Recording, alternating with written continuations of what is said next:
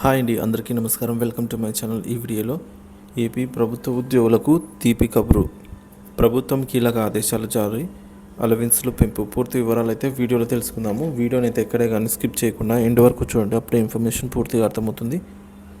Video చూస్తున్న ప్రతి ఒక్కరు వీడియోకి అయితే లైక్ చేయండి ఫ్రెండ్స్. ఈ వీడియోతో ఉద్యోగ పెన్షన్ మిత్రులతో అయితే షేర్ చేయండి. కొత్తగా మన ఛానల్ చూస్తున్నవారు సబ్స్క్రైబ్ చేసుకోకుంటే వెంటనే మన ఛానల్ని సబ్స్క్రైబ్ చేసుకోండి. దీని ద్వారా నేను చేసే లేటెస్ట్ వీడియోస్ అన్నీ మీ వరకు రీచ్ అవుతాయి.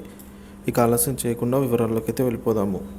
సో ఫ్రెండ్స్, ఇక విషయానికి వచ్చినట్లయితే ప్రభుత్వ ఉద్యోగులకు డబుల్ ధమాకా, వైద్య అలవెన్సుల పెంపుతో పాటు మరిన్ని ప్రయోజనాలు. ప్రభుత్వ ఉద్యోగులకు ఇది నిజంగానే శుభవార్తే. కేంద్ర ప్రభుత్వం కీలక నిర్ణయాలు తీసుకుంది. ఉద్యోగులకు వైద్యపరంగా మరింత భరోసా కల్పించేందుకు అలవెన్సులు పెంచడంతో పాటు మరిన్ని సంచలన మార్పులు చేసింది. ఈ మేరకు అధికారిక ఉత్తర్వులు త్వరలో అయితే వెలువడనున్నాయి. ముఖ్యంగా ఈ ప్రకటనలో ఉన్నటువంటి ముఖ్య అంశాలు: వైద్య ఖర్చుల భారం తగ్గించేందుకు అలవెన్స్లో పెంపుదల, జాతీయ పెన్షన్ వ్యవస్థ ఎన్పిఎస్ పరిధిలోకి వచ్చే కేంద్ర ప్రభుత్వ ఉద్యోగులకు పదవి విరమణ తర్వాత ప్రతి నెల స్థిర వైద్య అలవెన్సులు లభించనుంది.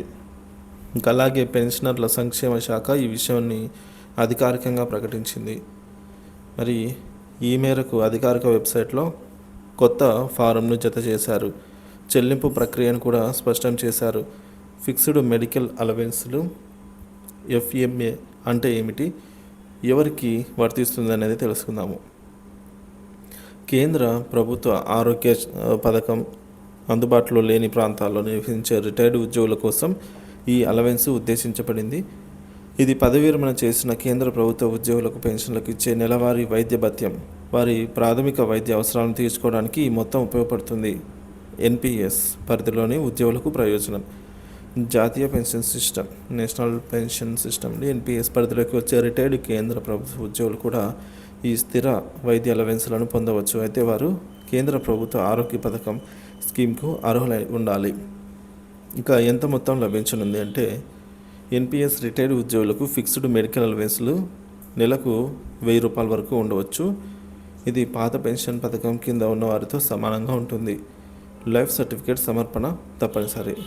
పెన్షనర్ జీవించి ఉన్నారని నిర్ధారించుకోవడానికి, ప్రయోజనాలు పొందడానికి పదవి విరమణ చేసిన కేంద్ర ప్రభుత్వ ఉద్యోగులు ప్రతి సంవత్సరం జీవిత ధృవీకరణ పత్రాన్ని సమర్పించడం తప్పనిసరి. లైఫ్ సర్టిఫికేట్ అంటే ఏమిటి, ఎందుకు అవసరము? లైఫ్ సర్టిఫికేట్ అనేది పెన్షనర్ సజీవంగా ఉన్నారని ధృవీకరించే పత్రము. పెన్షన్ పొందడానికి ఇది చాలా అవసరము. పెన్షన్ ఏజెన్సీలు దీన్ని తప్పనిసరిగా కోరుతాయి.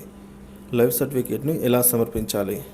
మీరు మీ ఆధార్ కార్డ్ బయోమెట్రిక్ ఉపయోగించి జీవన్ ప్రమాణ్ పోర్టల్ ద్వారా అయితే డిజిటల్గా సమర్పించవచ్చు, లేదా పెన్షన్ పంపిణీ చేసే బ్యాంకుకు నేరుగా వెళ్ళి సమర్పించవచ్చు.